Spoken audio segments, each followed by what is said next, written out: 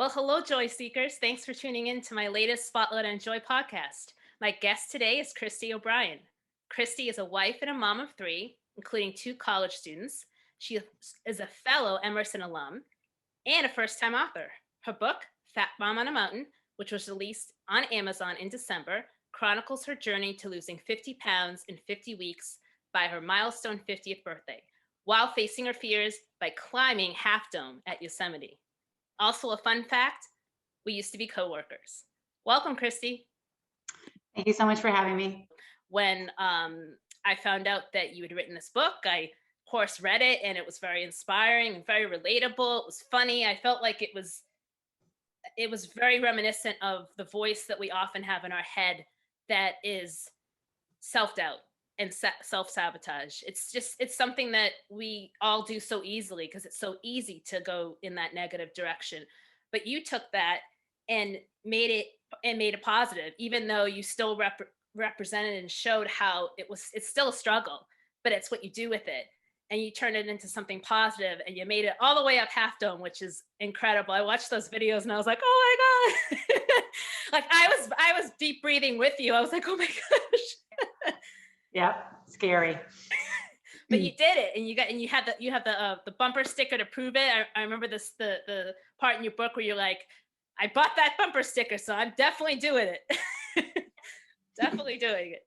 And the descriptions too. I mean, I of course watched a little bit more footage too online, just so I can get a sense of Yosemite, just because it's huge.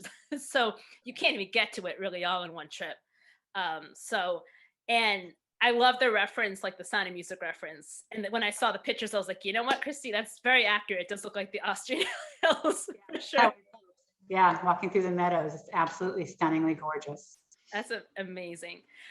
So we're going to go through some questions today, and just to kind of ask you just a lot about, just to get you talking about your book and your journey. And we'll kind of go with the flow too. We might have other stuff that comes up that we want to talk about further, so we'll go with the flow. But I do have about 10 or 11 questions here. And Sure. So the first one I'll start with is what I usually start with all my guests. And it's, what does joy mean to you? And how did you discover it more on this journey to turning 50? We have a lot of joy in our lives in the everyday. So I get joy every day by FaceTiming with my kids who are away at school, or um, seeing my son come off his high school bus and I haven't seen him all day. Like, those are little joys, but really for me personally, I get joy in setting goals or challenging myself, and then trying to accomplish it, and making, getting to the point where I can look back and say, oh, I did that. Even if it was something little, if something that Yeah, scares me and getting out of the comfort zone, I get joy from that personally. And that's amazing. through the book, I started to write the book and journal the book. It's a very personal part of accomplishing a goal for myself. I was not in a great place when I started writing the book. So the joy for the book was going to be my book. It was for me. It was my birthday present to myself. But the other joy I get is showing other people that they can do big things as well. Right. Just be my kids, you can try out for the team and you can make the team, and you don't know if you don't do it. So Yeah. somehow over my journey, like writing the book, somewhere in the midway mark, I was like, I think I'm hitting a mark here where other people might take something from this, and maybe Yeah. I can turn this into like a book where people would want to read it and feel like they could do something too. I have a lot of friends that are turning 50, a lot of people that struggle with their weight. So the more I wrote, the joy became not only for myself, but also like, I'm going to do this for every woman turning 50 who's over. Like, I want That's to do it. That's amazing. That's amazing. And that's so true. That's what I talk about in my blog. You feel it for yourself, you feel joy for yourself, and then you share it with others. That's our life experience. And that's what's so amazing, to see how our joy can inspire other people. Yeah. So that's awesome. Um, and I mean, even like I said, even for myself, like I'm in my late 30s, but I haven't done everything I wanted to do yet. And I've done a lot over the past year too, and gone through my own journey. So reading this book reminded me of all the simple things that I am proud of and how far I've come. So it's a great reminder whether people have done what they wanted to do or going to do or scared about it. Like this is, this is the book to read for sure. Thanks. What was it like? We were talking about thoughts and just self-sabotaging thoughts a little bit. What does it feel like to break the patterns and the thoughts that were really no longer serving you? Like you felt like an imposter, you didn't feel worthy of the company of others who you thought maybe were a better writer or better hiker and things like that. And you know, kind of trying to fake it till you make it, which I think is actually positive, is positive thing. That's what we do the best we can. But not only that, breaking those patterns, but also putting yourself first. Tell me a little bit about like what that felt like. Yeah, sure. Well, I think the word patterns is a pretty strong word, because as I was writing and looking back at my childhood, events that happened, who makes me me, there are some strong patterns there that go deep, and some of those insecurities, they're not going away. I can try and fight them, but the insecurities when I went to the writers group and I didn't feel like I was fit in, or the insecurities when I was at the REI group of women who are much younger than me. So I think the way to combat that is to acknowledge it. Like this pattern is going to be with me for a while, and I don't know if I can ever really embrace it or break through it, but I can live with it. I can acknowledge it and adapt to it and just be like, it's okay that I'm an introvert, or it's okay that I have these fears. I'm still going to do it. Fake it till you make it. I'm still trying, sometimes when you're pretending to do something, you can surprise yourself, and it's actually, you give yourself the confidence to do it. That's what I've found, at least. Yeah. And putting myself first. I mean, I did a lot of this. I did a lot of the book for me, but as things got scary and I wanted to turn away from what I was trying to accomplish in the 50 weeks, I have 2 teenage girls and they're watching me. So it was very hard for me to put my family on hold for weekends I'd have to hike, or spending money on just myself, because especially as a mother, like you just don't do that. You don't go buy brand new things for yourself. But I remember that the kids are watching me, and so that was helping me fuel to put myself first, because I want my children to put themselves first sometimes too. It's okay to do that. I wanted to teach them that lesson by showing them, not just talking at them about it. Right. And that's so true too. Like I think we often think it's selfish, especially, if you're being as a mother too, you feel it more. So you're like, oh my gosh. But there's something to be said about doing that for yourself so that you can be the best you can be. And like this was helping you be the best that you could be and challenging yourself. And so it actually was going to have a positive impact on your family. And so, that's why it was so important. And it was like your happy birthday present to yourself. So, and those, as much as we love getting gifts from other people, it is nice when we do something nice for ourselves too. Makes you feel 100%. Yeah. And you had little victories along the way. So on your journey, you went back to Bubble Rock, which is in New Hampshire, because the first time you did it, it was really scary. And you were like, you know what? Acadia, up in Maine. Oh, up in Acadia. And was Bubble Rock like oh, never mind. That's what okay. I think I thought it was New Hampshire. Right. Yeah, Bubble Rock is in Acadia, but there's 2 different trails that go up there. There's an easy trail, which is what I should have done when I first went. But I made the kids until they go up this really hard trail that you had to get over a cliff at the top, like over right. And I couldn't do it the first time. So and then you did Half Dome, and you're like, oh my God, it was like 10 times more scary. But you had that happen. You did that ropes course at the local furniture store. You did the big hike with Tony in New Hampshire. And so you kind of described how those little victories fueled you. Can you speak more about how that changed your perspective on yourself and the strength that you've always had, but maybe didn't always realize? Sure. Yeah. So I think a lot of times we're kind of black and white, we're either like, I can't do it, or I did it. Like there's kind of no in between. So in writing the book and plotting out the 50 weeks, I was trying to give myself purposeful victories to get me where I needed to be at the very end. And so I learned that while I may not be able to do bubble rock the first time, with some ladder work with Tony, getting over a little bit over the fear of heights and quieting my mind, and then going back and trying to do it and then accomplishing it.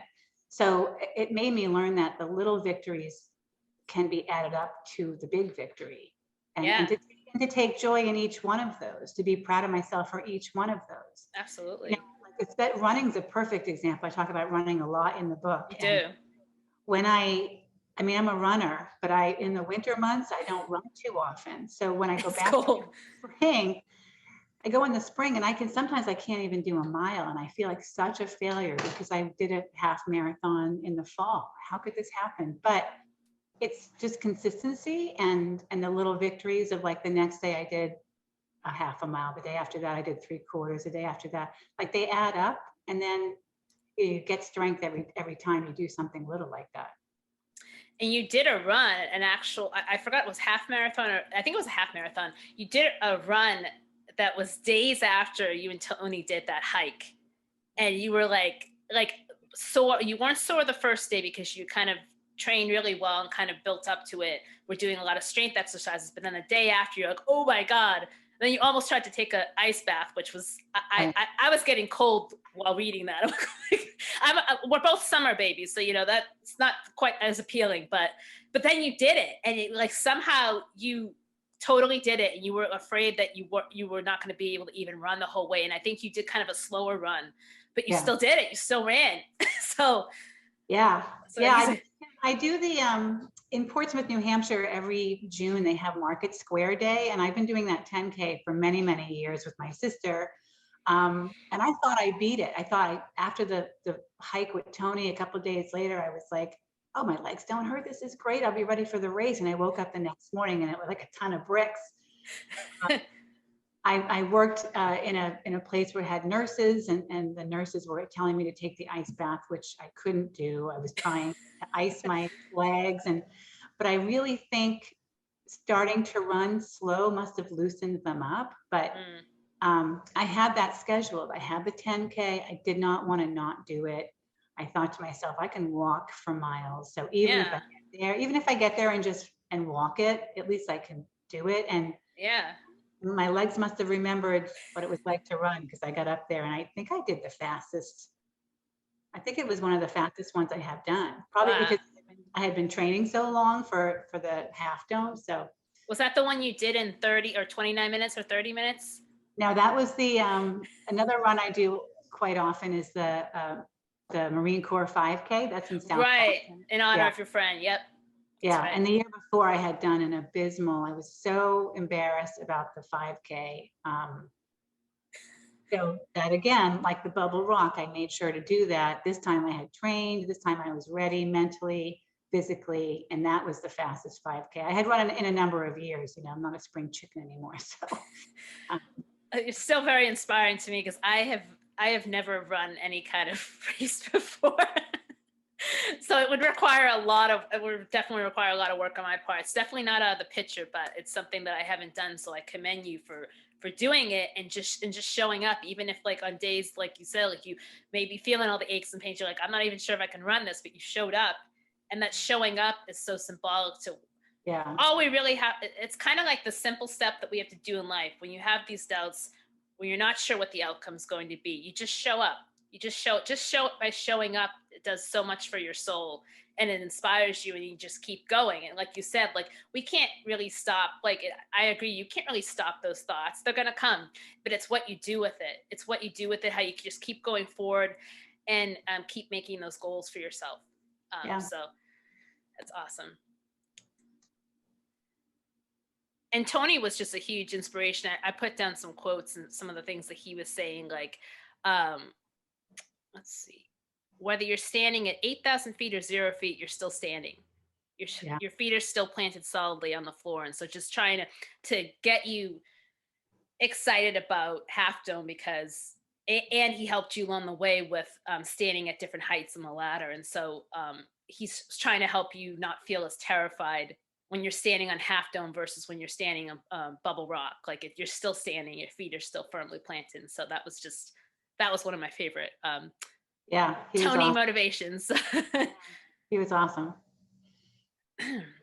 And with all your running and your prep, you talked about Queen a lot, and I love Queen. I'm a little bit later to the game. I feel like I grew up with some of their stuff. Of course, their music is in so many movies.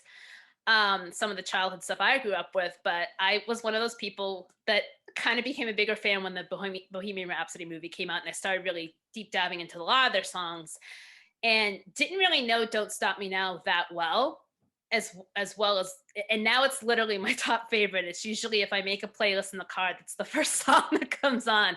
And you mentioned that song, and you mentioned Queen overall as a motivator. So how has music become that motivator for you, and Queen specifically? If you want to tell me a little bit Sure. about that, because Yeah, I curate a lot of playlists, as I think probably most people do. You have your sad playlist, your playlist that you listen to at work, your playlist in the car, and I have multiple running playlists, and Queen always makes that playlist multiple times because I'm also a huge lyrics person, so yeah, they combine the beat and the lyrics and the motivation. I mean, "We Will Rock You," "Don't Stop Me Now," "Under Pressure." yeah, It's like all of their music and the lyrics seem to go hand in hand. I also love them because they have the sad songs. They have "The Show Must Go On." They have "Love of My Life." They yeah, cover the whole spectrum. really have. And Freddie Mercury, for me, he's symbolic of someone that had self-doubt and didn't fit in and wasn't sure where his place was and struggled with his own sense of self and sexuality. And he took all of that and look what he turned it into. I mean, he just commands. I just watched Bohemian Rhapsody a few weeks ago, and it gives me chills to see them on Live Aid or to see their. I wish I could have seen them in person when he was around, but Yeah. it's a huge. Well, you probably heard about it on MTV. I think it was big back in the day. So you definitely knew about, like, you were at least remember hearing about it. Yeah, no, they're great, and they always hit the list. There's so many awesome songs that they put out. It's amazing. It really is. Like, they're not just, rock isn't just cornered into one thing. Like they hit the ballads, just like you said. They go through these ballads, and they have, like, if you really go through everything beyond the stuff that maybe you hear the most popular, they get really deep. They talk about, like faith, spirituality, like what my purpose, like I don't think I've realized that, how deep. And that just shows the strength of Freddie to turn whatever he was going through into something beautiful that other people could connect with too. And so that speaks to why now I think we're at the 50 mark. I think they started in like 71, 72, like early 70s. So a little over 50 years, and their music is still relevant, and even to the current generation. So it's, Yeah, and the level of loyalty they have to each other, and the collaboration. That's another huge thing for me with Queen, is that it was a truly teamwork that put that together. yeah, absolutely. It was cool to see how they all contributed, even though Freddie was the main singer. A lot of times some of the other guys wrote some of the songs that we forget that they wrote. Yeah. I think, oh my gosh, I can't remember his name. John Deacon wrote another one, "Bites the Dust," I believe, and I didn't know that. I had no idea. Just certain songs that, like, were still as equally as popular that some of the other guys had written. And so, Yeah. and they're still, most of the guys are still touring today. Of course, it's, Adam Lambert, of course, still does a fantastic job. It's not quite the same without Freddie Mercury, but there's this guy called Mark Martel that you might have heard of that is a sound-alike to the T. And Oh, really? my dad and I saw him at Indian Ranch Amphitheater last September, and it was unreal because I think he has the same jawline too, so he's able to project those crazy notes, and it's like you close your eyes, it's like he's there. It's unbelievable. And I was just like, Does he do Queen covers? Is he that does his? that is his thing. He does the ultimate Queen celebration, which Queen actually endorsed, because they found him somehow, discovered him, and they were like, yeah, go do this. That's awesome. I'll have to look for him. That sounds great. He did some voiceover work for Bohemian Rhapsody too, to kind of like smooth things out, some of the soundtrack, and I was like, wow. But Adam Lambert also makes a cameo in it too. Oh, cool. Yeah, so next time you watch it, check it Yeah, out. I'll check it out. But yeah, I just wanted to talk to you about them because they've become very symbolic for me over the past few years, and you recognize songs that mean a lot to you too, and on your journey, and you Mhm. just blast the crap out of them. And it's like, yep, that's me. And it's Yep. like, it's those champion songs, like that. You obviously, we know we have "We Are the Champion," but to me, "Don't Stop Me Now" is that champion song. It's like it gets you ready to go, and it's a great running song. It's a great motivational song.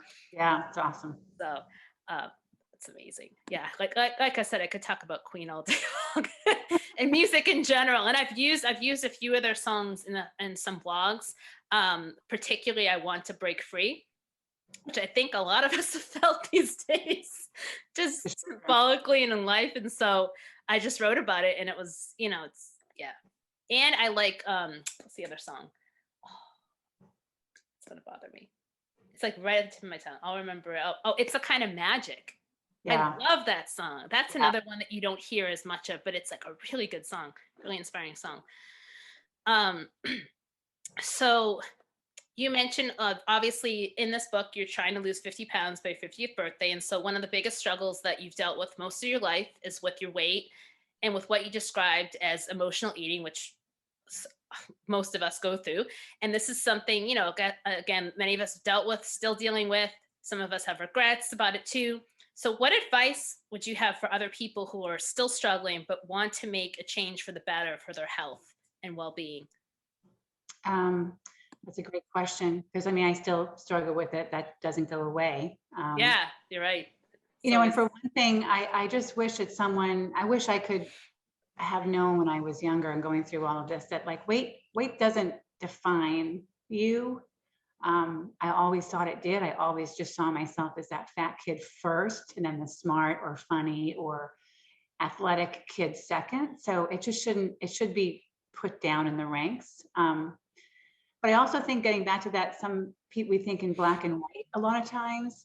It doesn't have to be that I have to lose 50 pounds. And I think that the advice that I would give and still give to especially my children who ask about it are to take the baby steps towards it. Sometimes just putting on my running clothes, I don't want to go, I don't want to be outside, I don't want to exercise, I want to have waffles for breakfast. Putting on the running clothes is just a baby step mm, that gets me on the pavement, whether I do a mile or 10 miles. And just making the baby step choice of having a yogurt instead of the waffles. So I think we think in black and white. And to be honest, in my book, I was in such a dark food place that I lost the first chunk of weight in a very unhealthy way. So I had to learn, by really, really restricting calories with this like liquid type of diet, which I yeah. don't recommend because it can come back on very quickly. But for me personally, it was a jump start to kind of cleanse my body from some of the Yeah. damage I had done. And then in training, I had to fuel my body. So I did, the research is all right there. All you have to do is Google like eating healthier. So Right. just watching my calories, but making sure the calories were coming from good places. The Right. brown rice over white rice. It's an easy baby step. So Yeah. that's the advice, is just to take the tiny little baby steps because it all will add up to major health changes. Absolutely. It all leads to that whole concept of just showing up, like you said, just putting on those running clothes, just saying, today I'm going to do this, but tomorrow I might end up having those waffles, but today I'm going to focus on this what I'm doing now. And so, it's yeah, it's definitely because there is such an emotional component to it. And so we're all going to have those days where we just want to have the Sunday, and we have the Sunday, and sometimes you just got to let yourself be the way you are and be patient with yourself. And you're right, absolutely right, when you say that, like, I think it's kind of like the thoughts are never going to go away, but you acknowledge them, and you have to be aware. I think we all have to be aware that we are not, that does not identify us, the extra weight we have on, or whatever. There's certain things that we put ourselves down for. That's not, we don't have to identify as that. That's something that we maybe struggle with, but we are so much more than that. And I think as we build ourselves out more, I think it's maybe becomes a little harder to be so hung up on the things that we're not. Um, Right, and to have some forgiveness, because I say a lot in the book that it's a hamster wheel. Like, it yeah, just, you fall off your um, diet wagon or whatever you want to call it, and you just beat yourself up for days. yeah, So what I did this time a lot was, when I fell off, it could have been for a week of falling off, could have been for a day, but I kept getting back on. I yeah. kept getting, forgiving myself and saying, like, okay, we slipped up, but then you got to move on. What do they say? Something about being true to your healthy lifestyle 80% of the time. Like, Yeah. better than 50. That's Better more than 50. accurate. That's more accurate than 100%, because I don't think any of us are like, Right. and God bless the people that are, more power to them. But I think the reality of it's probably closer to 80%, maybe even For sure. 70. But Yep. that's so amazing. And also patience. You mentioned patience a lot throughout the book. Just having, like you said, forgiveness and patience kind of go hand in hand, where you got to be patient with yourself. You're going to have days where you fall off, you just jump back on again and just recognize it and just keep moving forward the best you can. Because Yep. that's something that I talk about a lot too, that I'm patient with other people, but I'm not patient with myself and where I'm at. And I tend to go, oh, well, you're not here yet. And I've had to learn, no, you're good just where you're at. You're doing the Right. best you can. So Right. that was really important to see that for me throughout the book, to see how you learned about patience, because it's I think it's my lifelong lesson, Kriste. I'm pretty sure that's why I'm here, to learn patience with myself. You're not alone in that. We're always so hard on ourselves. It's I really, know. really not a great place to be. But I tell myself that a lot. I'm like, you've got to see yourself as other people see you. Like, you Right. don't, if everybody could just have that mirror for a few minutes. I know. I know. We'd have so much happier people, I think, because I Yeah. think it's so quick to go internal and think that we're not worth it, and then we forget about all the wonderful people that have accepted us just as we are. And it's like, why can't we do that? And that's one of the biggest struggles. And so like I said, this was so inspiring to read, because I felt like it was a mirror for me, and kind of bringing to light the things that I've gone through as well. So it just was raw and real, and funny. Like there was some funny parts too, like when you're on the airplane with Katie going to Nashville, and she's like, we're on a roller coaster, it's fine. You're like, no, this is not fine. Because you got over your fear of flying too, which is huge. And so many people are afraid of flying, and you did that. So Yeah. that's amazing. Thank you. I'm not totally over it. Still, but I get on the plane. But you still got on the plane, and that's more than a lot of people are able to do. There's some people that literally don't travel by plane at all because they're so scared. So you're amazing for getting on, and I still hold on too. I'm still like, okay, so I say a little prayer and hold on for dear life. But yeah, you mentioned a lot about finding your team of cheerleaders. So one of your good friends, Katie, you had a few, I think a few of the nurses at work, a few of your coworkers. Obviously, your family was amazing and really big cheerleaders. Tell me about like how important that was to you, and but there was another part of my question. Sorry. Yeah, just tell me about kind of finding that team and how much it meant to you on this journey. Sure. They say to surround yourself with people that are doing what you want to do, and they will bring you up to a bigger, to a better part of yourself. So some of my cheerleaders I lived with and weren't necessarily doing what I wanted to do. But for example, you brought up Katie in the airplane. She's not afraid of flying. Flying. But she talked me through that and helped me through that. Yeah. And seeing it through her eyes made me so much better. My husband, Tony, is not afraid of heights. It's hard for him to understand how scared I am, but he sees it. He witnesses it firsthand. We'll go hiking together, and I can't go to the edge of the mountain when Yeah. him and the kids are looking over. You're like, yeah, it's not scary. So surrounding myself with those kinds of people got me up to a point where they acknowledge that I have the fear, but they're helping me past it. My friend Katie, who did a lot of hiking and knew, she was my like logistics manager. I didn't know what I was doing with all of the gear that they listed that I bring. I didn't know what to do with So much this. gear. Yeah, and and I would Google it, but there's nothing like having somebody right in front of you saying, you know what, you don't need that. You do need this, you don't need that, or this is what you do with this. And the two coworkers who were on diets were just my cheerleaders for holding me accountable to sticking to it. That Right. was a missing piece. I mean, um, you can do things for yourself, but when you're having support from others, Mm. they hold you, they lift you up, but they're also holding you accountable Yeah. for, you know, for getting past what you need to get past, trying to accomplish your goal, checking in with you, making Yeah. sure.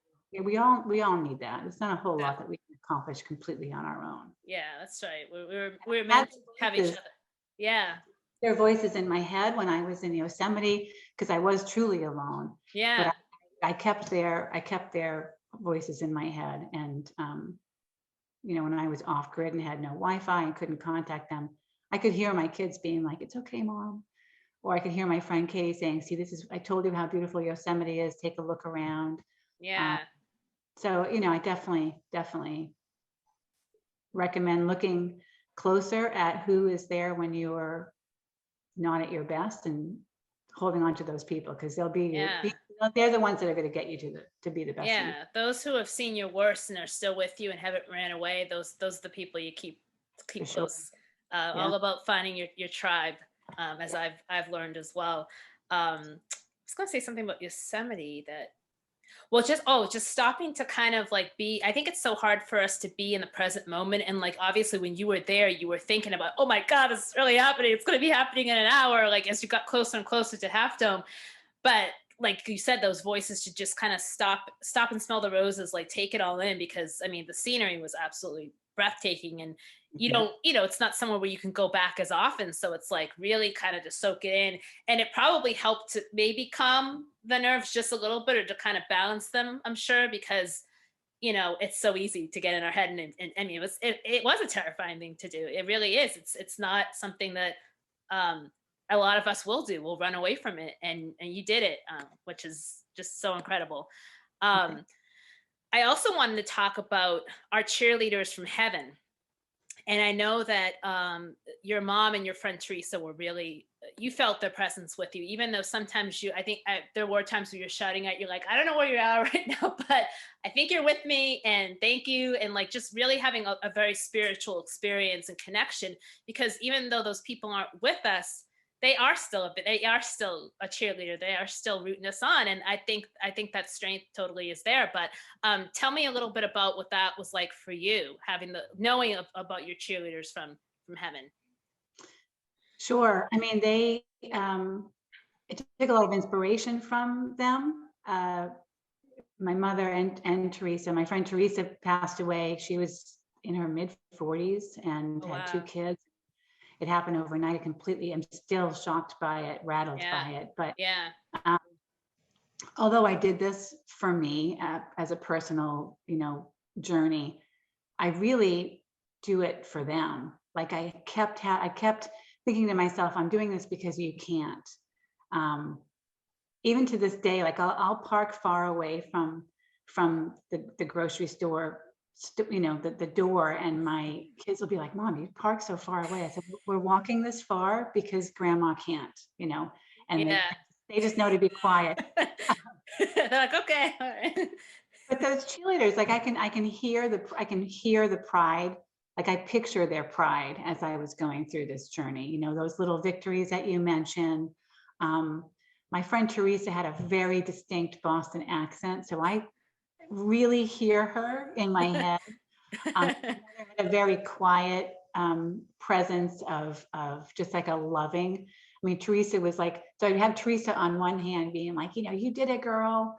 And I have my mom on one hand saying like, I knew you could do it, honey. And I had two different voices going on. Yeah. But yeah, I think, finding those cheerleaders. And like I had said before, when I got to Yosemite and I was off grid, I heard my husband, I heard my friend Katie, but more than anything, like I could take those, spiritual angels with me, Yeah. and they were like almost physically with me. Like I could feel them as I was That's walking through that's those amazing. Yeah, And it was, I think it's because where you were too, because you were in a more quieter space of like not the day to day grind, and just could kind of have that chance to connect. And I totally believe we can connect with our loved ones in nature more than anything. And I've seen, I think we've both seen signs. You sent me you shared a picture of a cardinal years ago that was absolutely incredible. It was like mid flight, and it looked like it was artistically made, but it was 100% real, that you captured, I think, in front of your house or something. And I'll yeah, never forget that image. That was incredible. And it gives me the goosebumps, but it's also amazing. It's like those people, you know how you have your lifelong friends here. It doesn't end when people are like, if they're already part of your team, your cheerleaders, I feel like they're like 1,000 times more powerful, right. from the other side. So I think that's so encouraging, because I think a lot of people give up on moving forward a lot, especially when something just happens. It's totally understandable. And sometimes they give up on their dreams, but you prove that, like, they're cheering you on. They want you to keep going forward. They don't want you to be sad all the time. They want you to go get them. But that's amazing. I just want to talk briefly about that, because that Yeah. really resonated a lot with me too. So tell me, what was it like making that ascension up the cables of Half Dome? Because I saw the videos, but like, oh my God, like it was almost at a 90-degree angle at one point. Am I right? Yeah. Oh, yes, Tell- you're very right. So I should preface it by, walking through those beautiful Mono Meadows, seeing all of Yosemite. I kept seeing Half Dome. It was always in my sight because it like jets out of the valley, like this enormous rock face, but I could never spy the cables. I was never at the angle that I saw the cables, and it was driving me a little crazy because I wanted to know what I was getting myself into. right. Think there was a divine intervention of why I couldn't see them. When I finally got past the subdome to where I could see them, I was like, oh, I'm not doing this. I'm not doing this. They were like straight up. It was so scary. And I contemplated not doing it. I was like, how do I racking my brain for how I could not do it? How can I get out of this right now? Because I can't do this. And again, probably as fate would have it, one of the younger women in our group was not feeling well. That's right. She had some altitude sickness for the day before. Wow. And so she bailed on going up the cables. I felt horrible for her, but I was thinking like, now I can't also get out of this. And then out of my mouth came to everybody, I'm super scared. I kind of want to do this, but I'm super scared. And by then there was no going back because they all rallied around me. We're going to get you up there. You can do this, girlfriend. And then I was like, I can't not do it. Yeah.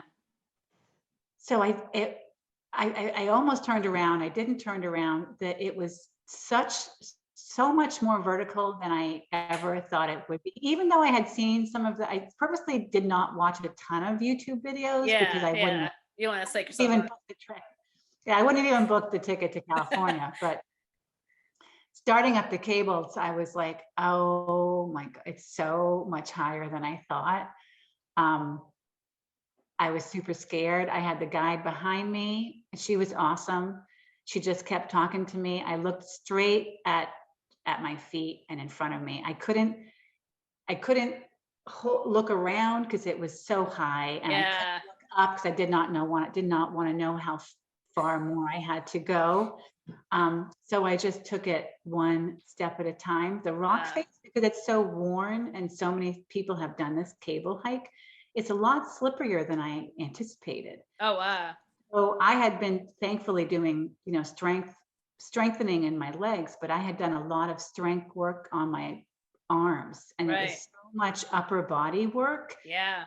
That really threw me for a loop. But there were times I was literally like pulling myself up with with my arm strength. Super scary. Worth it, yes, because getting up to the top was the goal, and I did it. But being on the summit, although it was surreal and a ethereal, and I had some awesome moments of clarity and pride and talking to my people that have passed on. Inside, I was so scared of getting down that I don't think I enjoyed the summit. I should have. I remember you describing that too. You're like, oh my God, like now we have to get down it. I just got up and Yeah. get down it. But aren't you glad your sister got you those gloves though? She got you like the best gloves so that you could kind of, because you know, you really have to have a good grip too. Even Yeah. though it's really good that you did it with a group setting so that you could have someone always right behind you. Yeah. Um, to kind of support, because I think that's so, because there's some people like I watched a video recently of this couple that did it and there was like nobody else around. It happened to be nobody else around. I think it was like April or May, and I was terrified just because they were alone. Like what if somebody there's nobody there? And so it was really like, I think the way you did it was just that's the way I think, especially the people that are new at it. Like don't go and try to do it just because you watched a few YouTube videos. Definitely do your research and get with the group, because definitely need that for sure. Right. And the REI guides got us up there in late afternoon, so that the bulk of the day trippers were gone. So we were a group of like 7 or 8 going up, but there wasn't a ton of people there already. So, because when I had watched some of the YouTube videos, a lot of times that cable trail gets very congested and you have to kind of shimmy to one side to let other people down. And so Yeah. I don't know if I could have done it if there was a lot of people. Yeah. I did not have to shimmy out of the way. It was all I could do just to hold on and get myself up there. And it was good that you, because you kind of really had, I think it was helpful to really stay focused at the task at hand. Because Mhm. like you said, I think if you were thinking about, oh, look at that beautiful sight, or thinking about how far you're climbing, it would have terrified you. And so that's, Yep. that's very symbolic too of how we deal with life. Like just deal with the present moment, just take those baby steps, keep going, and Yep. you'll make it to the top of Half Dome. Yep. That's amazing. Um, what was the process like of writing a book for you? Because this is your first book. I know that you do have that creative writing. I believe that was your degree at Emerson. Is that correct? I know it was writing and creative writing. Um, Mhm. so, but you had never really, you probably maybe have journaled before in past, but this is the first time you've literally put it all together and published it, which is Right. an amazing accomplishment too. Right. Yeah. After Emerson, I had done some poetry and some short stories, and but this was an interesting writing process, because when I decided to write the book, I had realized that I was exactly 50 weeks away from turning 50, and Wow. I had 50 pounds to lose. So it was kind of like almost already outlined for me in my head, because I Right. had 50 weeks. I had an end date. And it was a memoir, so it Yeah. was 50 weeks. So I did it in an old school fashion where hand wrote 50 blocks that represented the 50 weeks. And then I scheduled specific things that would give me content to write about. Mm. Um, one of them being writing in the mountains with the AMC chapter up there, the Appalachian Yeah. Mountains.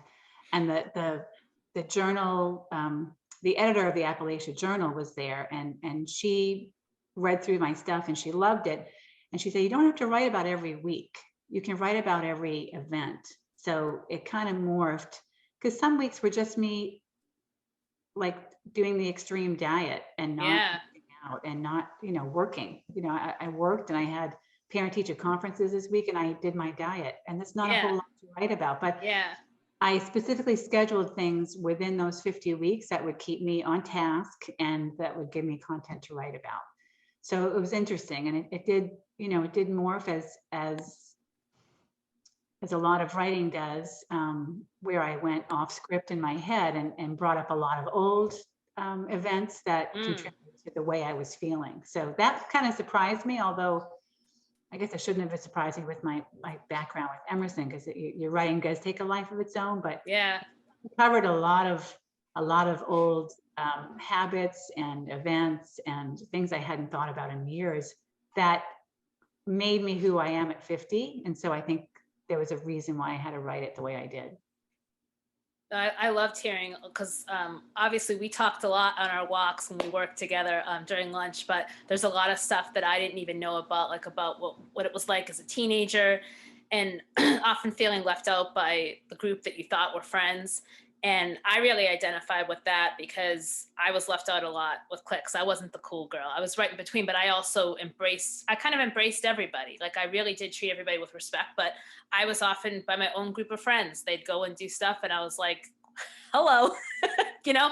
And so I totally identified that. And I think being able to connect with those past things is so important, even though it's hard. And even though a lot of people say, go move forward, don't think of the past. Sometimes you have to deal with some things in the past to help deal with what's going on in the present. And I've still had, I think the reason why I also have self-doubt and self-confidence issues is because of those type of traumas that I haven't really fully addressed that Yeah. still contribute to, and so it's that those stories were really amazing to hear about from Oh, you, and they connected perfectly and weaved right back into what you were talking about. And so yeah, and turning 50, I was like, I can't believe I'm still hung up on this high school.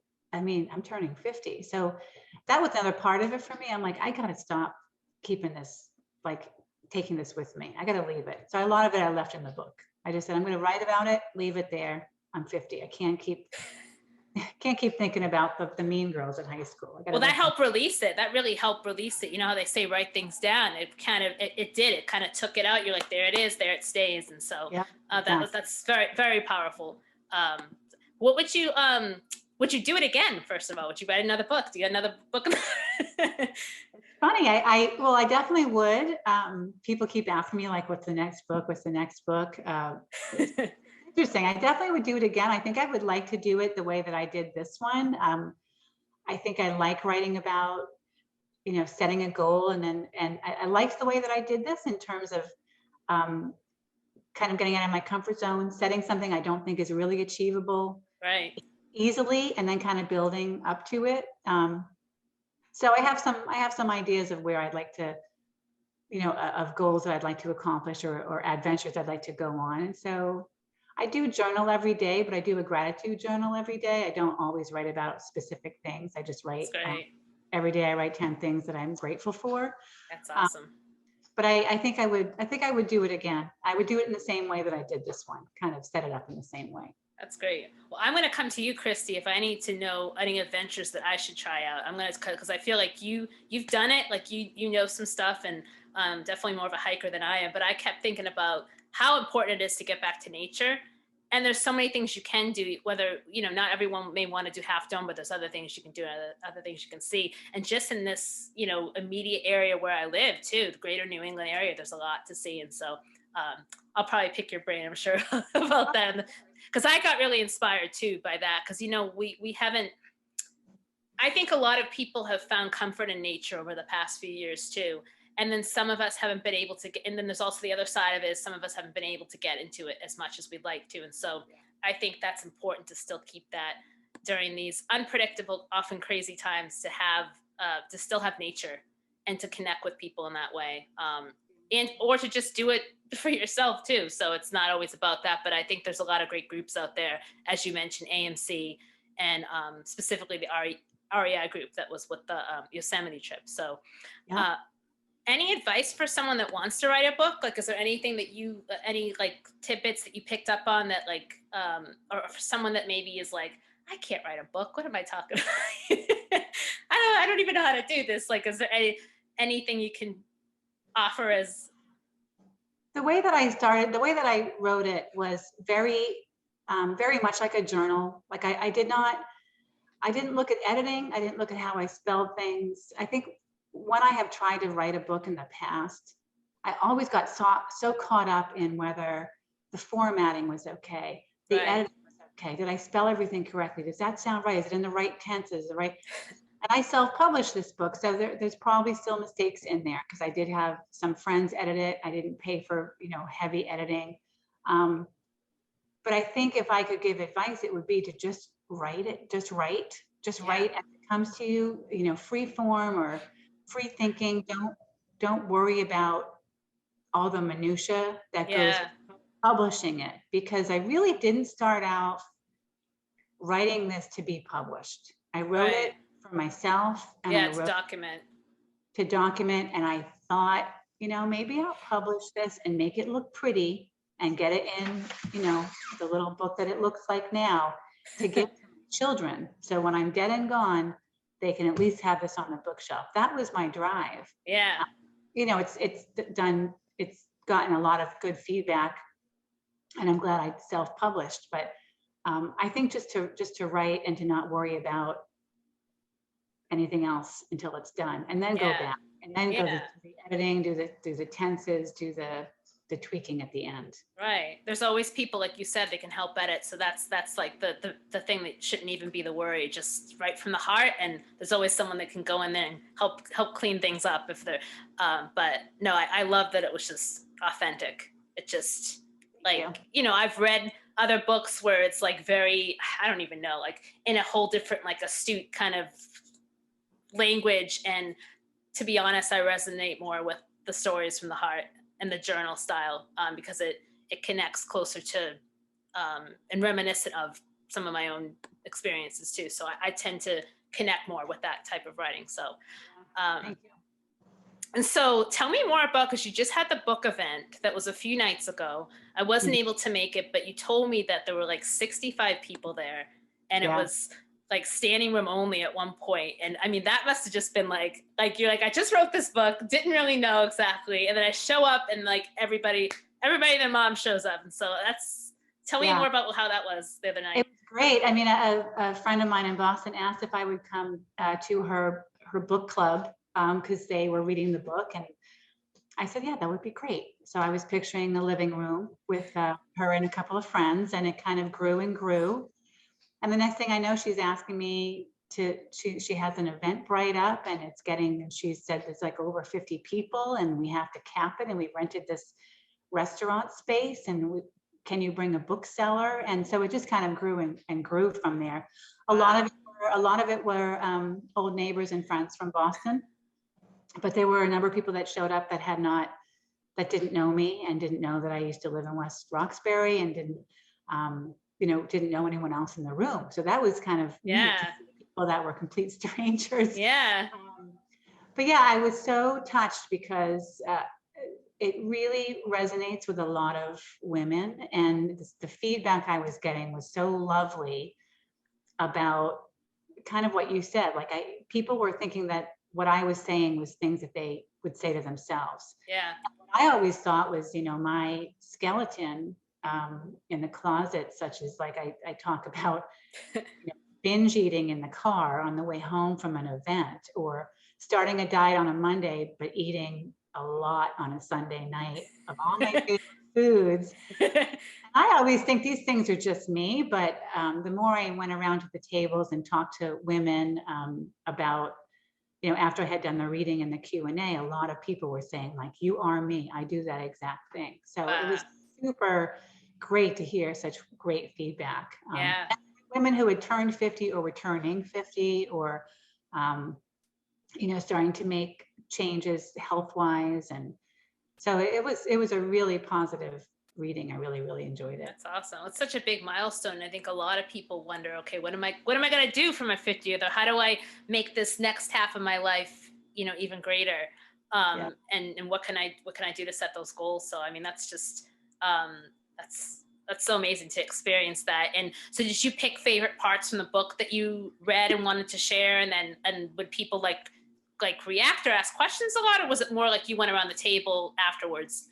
So I read from the first chapter. I did like a 5-minute reading. Basically, it was the inception of how I got to decide to write a book. Sure.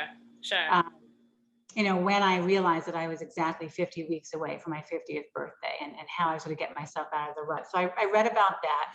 And then we did a Q&A, and some of the questions were great. I mean, I had a 25-year-old girl there who said, I'm listening to everything you're saying, but I'm 25, and what advice would you give yourself if you could go back 25 years? And first I said to her, how long do you have? Because I have all kinds of advice for my 25-year-old self. Oh my God. But it was interesting that even she could resonate, could relate to the book in some way. I mean, my advice to her was, I mentioned the movie We Bought a Zoo with what's his name? Was it Matt Damon? Matt Damon. In that? Yeah, I think I've seen it once. I know what you're talking about, totally. There's a great part of that book where he walks by a diner or a restaurant, sees this beautiful woman, and he thinks to himself, 10 seconds of bravery. And he walks into the restaurant and he talks to the woman who eventually winds up being his wife. Wow. So something I tell my kids all the time. And so to this young 25-year-old, I said, do your 10 seconds of bravery. Like you need to go to life. It's not coming to you. Like if you're questioning, should I or shouldn't I, you need to do it. Yeah, you never know what those 10 seconds produce. I mean, look, that guy got married to the woman, it's just never know.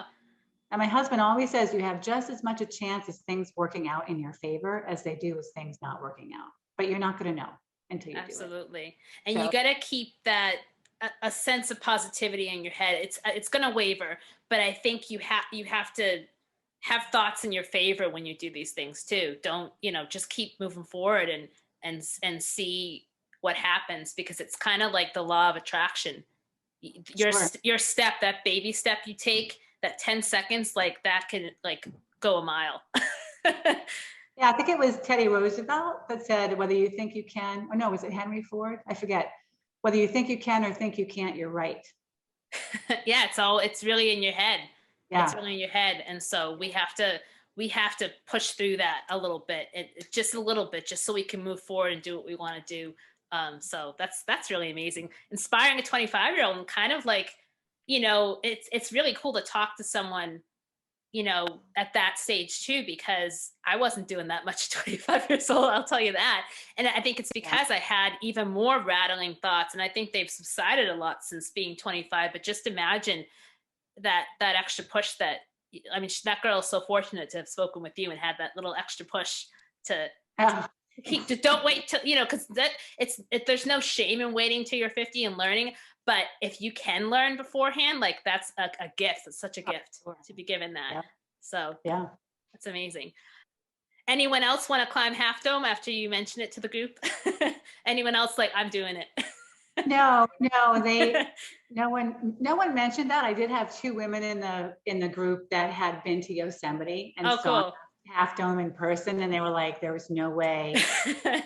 When I saw that you did that, I couldn't believe, because they had been there in person. It's insane when you're there in person. It is just this enormous, like huge slab of rock jetting out from the valley, reaching up to the heavens. It dwarfs everything in sight. Wow. So yeah, but nobody that wants to that I know of. Yeah, it's just, but everybody I think will find their own mountain to climb. So that's going to look different for everybody, but yeah. So Half Dome was in 2019, so it was about 3 years ago. Yep. How have you kind of continued to change since then and become more confident? And do you have another trip to Half Dome or anything like that in the future? Have you set some new recent goals? Oh, that's a great question. So yeah, I did this in 2019. When I returned from writing the book, I had not finished the book yet. I still had like a few chapters to write after my trip, but I started taking classes to finish my master's. Oh yeah, that's right. I did my master's through COVID and was really blindsided by how much time that would take away from my writing. Yeah. All I was doing was writing papers. All I was doing was working my full-time job and writing my papers at night for the master's. So the book got on hold. So, what I've done since Half Dome is I published the book, finished the book, and published the book, which was a huge thing for me because it's a very personal story. So when I released it and knew that people would read it, it was a big deal for me. And I finished my master's, which was another big thing. And then my friend Katie, who is in the book, asked me to train for a marathon with her, which I said I would never, ever in my whole life do a marathon because you people are crazy. But especially during COVID and the fact that I wanted to keep having things on my calendar that I had to work to get to, because I feel like that works for me. If I schedule something and I pay for something, I'm going to do it. I'm going to get there. Absolutely. So that's been a great, interesting training for me to train for the marathon. I did the Nashville Marathon the weekend before Thanksgiving. That's right. I remember seeing that online. That's right. So just learning how to, first of all, learning how to fuel my body for to train for it, and then to train every day. That's a lot of time. Took a lot of time, took a lot of dedication. I get home from work and go right to the rail trail. I get home from work and go down to the treadmill. So I did that. And what's coming up next is one thing I want to do is to do the 48 4,000 footers in New Hampshire. There's 48 mountains in New Hampshire that are over. Oh, wow. Feet. So I've done 3. I talk about them in the book. I've done Mount Washington, Lincoln, and Lafayette. But this is something that could be keep up with the hiking and keep me training. But there's not a real end date on it. They give you a passport and you can get a patch if you complete it all. But it's good to be doing something that I could work at and research and learn about the mountains and get up there. And I was saying in the book group the other night, anyone that wants to join, I'm always looking for people to go hiking with. So, but one of my lifelong bucket list items is to walk the El Camino de Compostela in Spain. Oh, wow. It's a 500-mile pilgrimage through. There's different ways you can do it. Some of them are shorter hikes, but I want to do the long walk, which is 500 miles through the entire country of Spain, and you end at the Cathedral de Santiago. So it's a spiritual pilgrimage, and I think it takes, to do it correctly, from what I know, it takes about 5 to 6 weeks. Wow. So I just need to find the time off and the money to pay my mortgage while I take 6 weeks off. But if I was going to write another book, I think I would do something like that, where I could write as I pilgrimage, because that would be really spiritual. So. Well, maybe you can also document all the different mountains in New Hampshire that you're to, like all those kind of like I mean, maybe that won't become a book, but like that would be cool for you to just journal it, just in case you end up talking about it and going back to it, and because that's also really amazing. Well, to close out, I really liked this quote that you had posted on your site. So Kriste's site is fatmomonamountain.com. You can learn more about the book there. She has a lot of videos there. I will definitely include links once this goes live for all to listen to, and also to the Amazon book, to Amazon, where you can purchase the book. But there was a quote that was there, and at first I looked for a caption, and I think I thought it might have been a sign or something that was in Yosemite. And it's just something that is motivational to you, but I loved it. It definitely resonated. And it says, "In this life, we are all just walking up the mountain, and we can sing as we climb, or we can complain about our sore feet. Whichever we choose, we still got to do the hike. I decided a long time ago singing made a lot more sense." So tell me about what that meant to you. Like, I mean, how you stumbled, I mean, it looks like you might've just found it online, but kind of how you stumbled across it and just kind of resonated too. 100%. Yeah, I found it on Instagram a couple of years ago, and I was like, it just embodies everything I believe in. Getting back to thinking positively, getting back to like, how are you going to deal with your life? How are you going to deal with the everyday? Yeah. Like we're alive. We have to do what we have to do. We have to get through work. We have to get through paying our bills. We have to get through, the slog of everyday life. But we can either do that in a miserable, like resentful way, or we can take it and say, I get to go to work. I get to pay for the place I live. I have clean drinking water. Again, getting back to that gratitude journal, like always looking at the things that you don't even know how great you have it until they're gone. But it does translate to the book and to the hiking, because we're all getting to that. We're all going through this life, and you choose whether you're going to be embracing it, challenging yourself, seeking out goals, or whether one thing for me hitting 50, it was like, I'm not going to go gracefully. I only got a few more years, and I'm not going to be negative and tense and stressed about it. I'm going to try and have fun with it. And I think that's why it spoke to me so much. I want to sing. I'm not a singer. I'll sing for you, Kriste. I'll fill it in for you. There you go. Well, there's days I don't even feel like I'm a good, like I put my stuff out there and I was like, I don't know if anyone's gonna listen to it. Cause it's not like I'm not American Idol material, but believe me, I don't want to be an American Idol. I'm all set No, with it's that. great. And you're doing it. You're doing it. And that's half, that's Yes. more than most. It's more than most. Yeah, and that's just been inspiring for me. And like you said, that book documented your journey. My blog is my journey, and I want it to resonate, but it's also first and foremost healing me. And so Yeah. that's where you start. And you're so right about that. We have this choice. We have this life. It's going to throw stuff at us that we're not going to like, and it's going to bring us joy sometimes. But we have to keep. I've talked about a lot in my blog. You have to keep choosing joy. It is a choice, Mhm. because anything can bring us down just as soon as it can bring us up. So we have to keep trudging through and choosing joy instead of all the things that are negative, including fear. There's so much fear in this world right now. And Yeah. we can either accept it as our own 24/7, or we can find a different way through it. And so that's also what I've had to do over the last few years is like, what's my choice today? Do I get sucked in by what the world is doing, or do I make it better? Or do I make it better for myself and for other people? So, Yeah. but anyway, I love that. I love I that quote. pick up a lot on relationships that for me are not bringing me joy. Yeah, So choosing joy and finding joy, but also acknowledging who or what is not bringing anything to your life 100%.